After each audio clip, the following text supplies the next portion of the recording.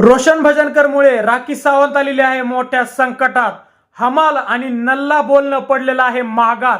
तर नेमकी मित्रांनो, बिग बॉसच्या घरामध्ये असं काय झालेलं आहे की बिग बॉसची फेवरेट कंटेस्टंट राखी सावंत ही मोठ्या संकटात आलेली आहे. या व्हिडिओमध्ये मी तुम्हाला सगळं सांगणार आहे. तर मित्रांनो, तुम्हाला माहिती आहे बिग बॉस मध्ये राखी सावंत ही रोशन भजनकरला हमाल बोलली होती आणि त्यानंतर ज्यावेळी रुचिता जामदारनी रोशन भजनकरला याच्या बाबतीत सांगितलं होतं, त्यावेळी रोशन आणि रुचिता मिळून राखी सावंत सोबत भांडताना आणि स्वतःची बाजू स्पष्ट करताना आपल्याला बिग बॉसच्या घरामध्ये बघायला भेटलेले आहे. त्यानंतर मित्रांनो, ज्यावेळी रुचिता जामदार ही बाथरूमकडे आली, रोशन तिच्या मागे आला, त्यावेळी रुचिता बोलली की तू मला बहीण म्हणतोस आणि मी तुझ्यासाठी राखी सावंत सोबत भांडले, पण तू कुठंही माझी बाजू घेतली नाही आणि बघत राहिला. त्यावर मित्रांनो, ही जी गोष्ट होती ही रोशनच्या मनाला खूप लागली होती आणि उद्याच्या टास्क मध्ये, म्हणजे जो कॅप्टन्सी टास्क होता, त्याच्यामध्ये आपल्याला बघायला भेटणार आहे की रोशन भजनकर हा बाकीचा टास्क सोडून त्याने एकच ध्येय ठेवला होता की राखी सावंतला ह्युमिलिएट करायचं, त्रास द्यायचा आणि रडायला लावायचं.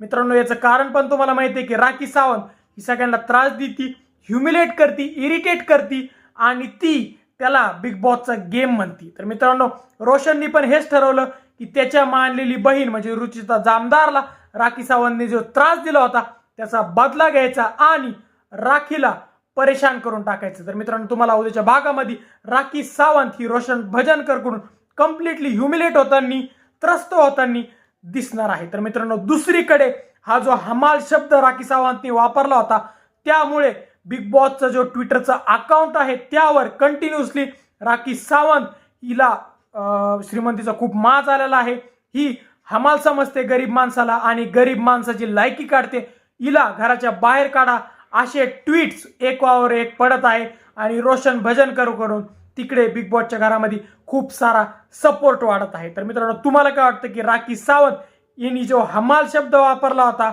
जो नल्ला शब्द वापरला होता, म्हणजे एखाद्या चांगल्या माणसावर आणि गरीब माणसावर, तो बरोबर होता की चुकीचा होता? तुम्हाला काय वाटतं आम्हाला कमेंट सेक्शनमध्ये सांगा. व जर तुम्हाला व्हिडिओ आवडला असेल तर व्हिडिओ लाईक आणि शेअर करा.